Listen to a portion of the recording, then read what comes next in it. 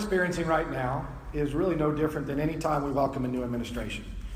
A new president's coming off a campaign trail. He has made promises and assurances of what he wants to do. In this case, the president's focus initially was on contemplating changing policy that directly affects travel.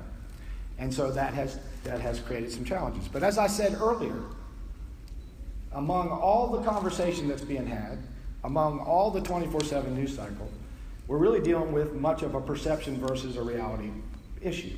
Because as it relates to visa processing, which is the way that where we require a visa for people to come to the United States, nothing legally has changed about that.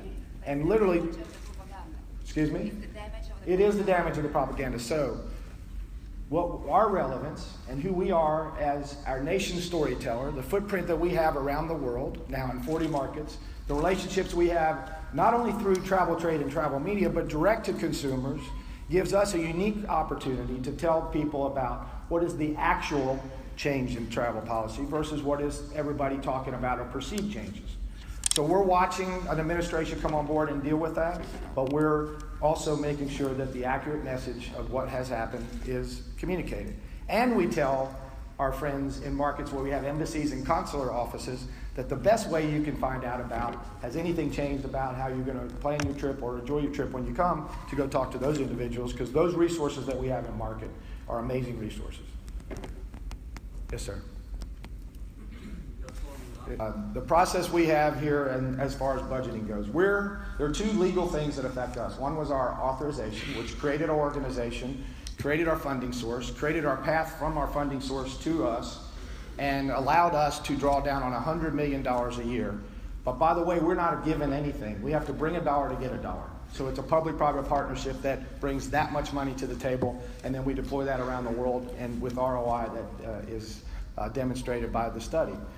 The president brings a budget out, and it's as much a statement of priorities of what he would like to see accomplished, at least in the short term and maybe long term. It's a $5 trillion budget. There's many moving pieces in that budget. And so the president does not appropriate. Congress appropriates. The last time that Congress had to make a major decision about Brand USA was in December of 2014, where we were reauthorized a year ahead of time, which never happens in Washington, by a vote of 347 to 57. So we have bipartisan support in Congress on both chambers and both parties, and we have yet to be able to tell our story or enter that story into the budget process. The president's budget is just a starting point, and it is a statement of priorities. Congress appropriates. So when given the opportunity in front of committees of jurisdiction to tell our story, by the way, our story is more compelling today than it was in December of 2014.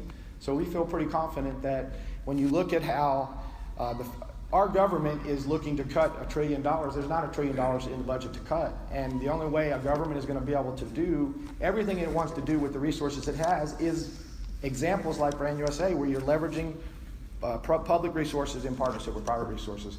So that's the story we look forward to telling when we have an opportunity. The budgeting process, again, it starts with the president's budget, and then it goes beyond there. As a matter of fact, I called our board chair the night before it was actually announced, and he said for me to deliver this message to the staff. He said, don't take your foot off the pedal. He said, there's a very competitive world out there. We got a great footprint, a great message. He said, the annual report that just was published, he said, tell them to focus on the next edition of that. It'll be coming out next year. And that's what we're doing. Our organization is in great shape. Great financial shape, great shape as far as value propositions with all of our stakeholders around the world. Our partners in the United States that represent the destinations and the brands, and our great partners around the world, travel trade, travel media, and then our media partners. So we're not even thinking about that yet because that's not even an issue. Again, the president's budget is a statement of priorities. Congress appropriates, so we're looking forward to being able to have that conversation with Congress. So much of the conversation that was in and around potential changes to travel policy and political sentiment. We're in market every month, and we're testing political sentiment. And certainly there's some markets that have been a little more sensitive to that than others. But most of the conversation on the front end of all that has been happening lately was talking about leading indicators, which are search to the United States was softened down. Advanced bookings to the United States was softened down. We have isolated instances of meetings being canceled for any number of reasons reported to us from our partners. But here's the reality of the situation. The actual determination of visitation is a lagging indicator. We get it from our friends at the Department of Commerce. We won't even have the numbers as it relates to January, February, March till the end of this calendar year, the first of next year.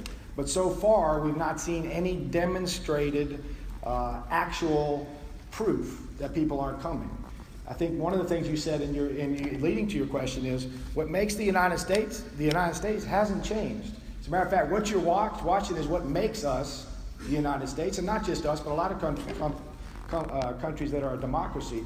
Freedom of travel, freedom of speech, freedom of debate, and the ability for you to watch that in living color. So it's actually happening now with a new administration. But what makes the United States hasn't changed. What gives the reasons for inspiration hasn't changed.